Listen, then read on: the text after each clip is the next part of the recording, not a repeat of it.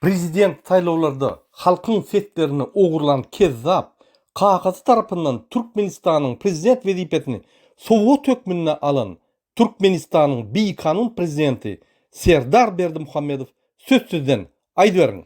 Türkmenistan'ın prezidentinin vazifesine girişmek bilen öz üstüme yüklenen büyük borçları, mukaddes ve ak yürekli, hormat bilen ve yadavsız yerine yetirmeye, Türkmenistan'ın devlet karasıllığını ve bir taraflık hukuk yağdayını korumaya, adamın ve rayetin hukuklarını ve azatlıklarını hormatlamaya hem de korumaya, Türkmenistan'ın konstitusiyasını berca etmeye ve korumaya, ehli gücümü ve okuyumu, Türkmen halkının ağzı birliğini, onun parahat durmuşunu korumak için bahşetmeye, Türkmenistanların hazırki ve gelecekki nesillerin şöhratını hassa bilente götürmekler için ehli mümkünçülükleri peydalanmalı.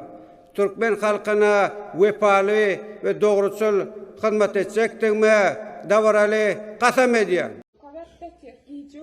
Benim berbat ettiler o bırak bunlar. İdiyon vaat kılıyor. Dayanan sevgilimizden neler ağay var. İdiyon vaat mesela o gözük çağır. İdiyon 9 yaşlı çağır. İmciğini hep koyuyor. Dünyada korkudur buna.